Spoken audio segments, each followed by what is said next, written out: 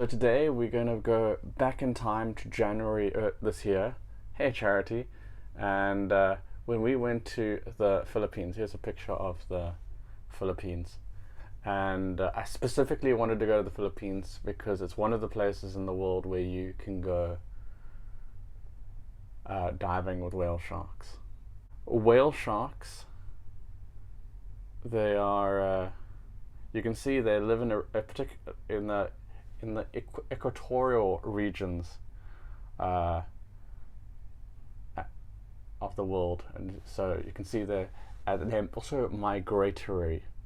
And so the best time if you're going to the Philippines to see them is between the months of November to May. I was there during the end of January. So I had to wake up pretty early in the morning because the whale sharks can't come to this area really early, about 5 a.m. to feed off the coast here.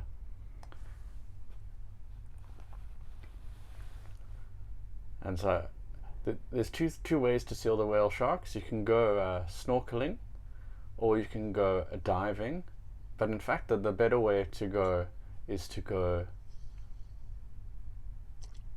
snorkeling, because you just see them up close. They're quite close to the surface. I knew someone that went, and I saw their photos from diving, and they would just see this massive whale shark from above, where I was looking at them almost at the same level, because they were quite close to the surface.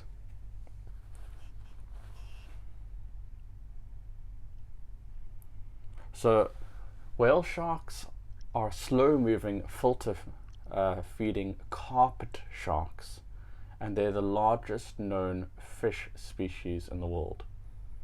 The largest confirmed individual had a length of about 18.8 meters, or 61.7 feet. And the whale shark also hold many other records for size in the animal kingdom, most notably for being by far the largest living non-mammalian vertebrate. And well, the interesting thing is how, oh hi Mary, the interesting thing is how old whale sharks get. Now studies looking at the vertebral growth bands and growth rates of free swimming sharks have estimated whale sharks lifespans to be between 80 and 130 years. Oh, there's our first look. Wow. Amazing.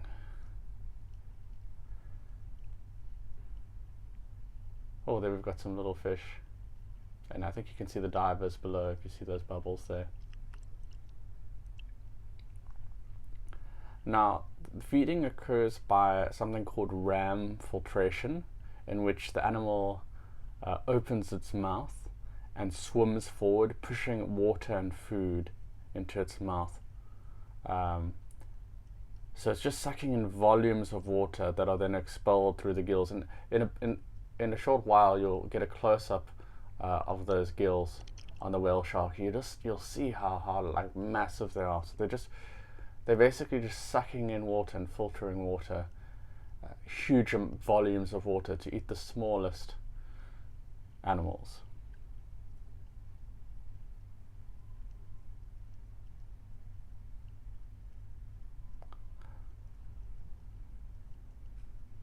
So they're sucking in huge volumes of water that are expelled through their gills, and they've got these filter pads that separate the water from the food, almost like a sieve. And that just allows them to catch, even though they're one of the biggest animals, that they have they eat one of the smallest animals, plankton, and all these almost microscopic animals. So, and they're not harmful to humans at all.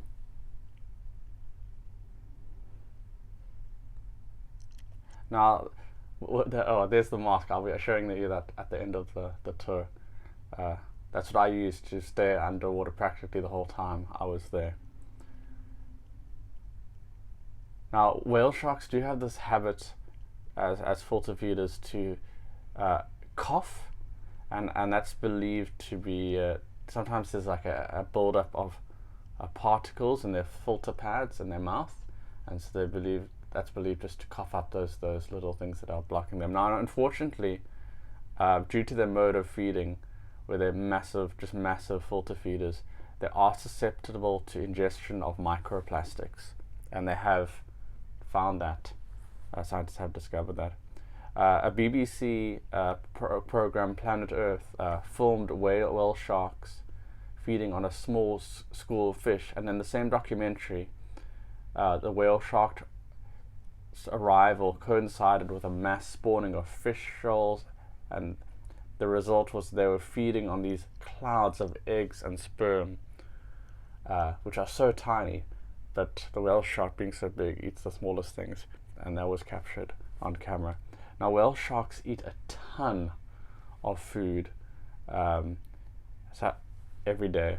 So if you do the math, a 6-meter whale shark, that's a juvenile, eats 21 kilograms a day, or about 46 pounds. And in order to do that, they need to spend nearly 8 hours a day gulping around 10,000 gallons of water. And you would think, like, whale sharks being so big, they could eat what they want. But really, they're after the plankton and those microscopic plants and animals.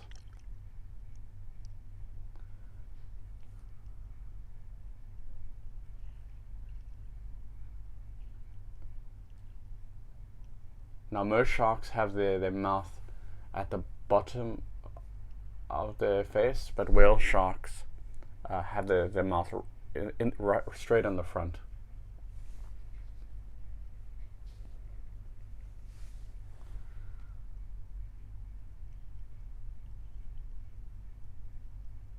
Wow. Just amazing. Now, there's a rule in the Philippines: you're not allowed to touch the whale sharks, and you need to keep a distance of about 1 meter. And that's just for their safety and protection.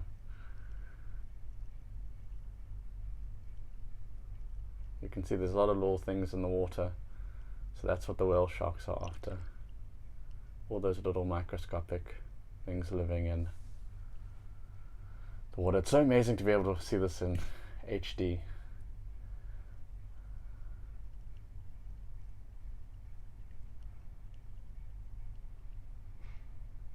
And now you can get a close-up, you can see how massive those gills are, and constantly filtering out air on both sides there. What an amazing experience to see them so close.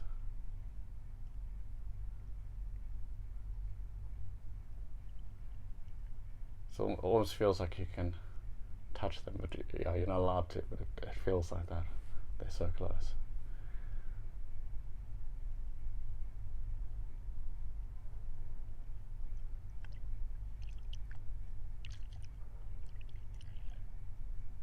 So I'm busy. I'm on a boat. I'm just holding on to that wooden bamboo and just watching them go past. And there's a ladder there. You can see the water's not too deep. And these whale sharks, they tend to come quite early in the morning and then leave before lunch to find other feeding grounds.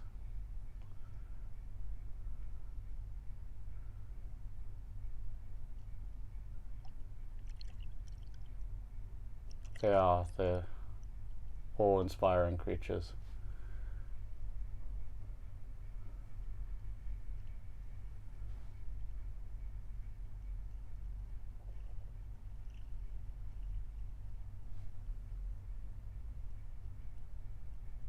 It's a very short tour today, but I just want to do a throwback and for you to be able to see the whale sharks in HD Yeah, man, it was such an amazing experience. I want to show you, I've got my mask here still. This allowed me, when I was with the whale sharks, to be able to go underwater for like half an hour at a time and not need to come up for air. And then I had a lot of equipment. This is not what I use, but I use this a lot to do live streams underwater. It is possible if you don't go too deep. And then I use a special camera to film that, and I've edited down to about 12 minutes, which is what you saw today. Great, so keep on adventuring, keep on exploring, and I'll see you tomorrow.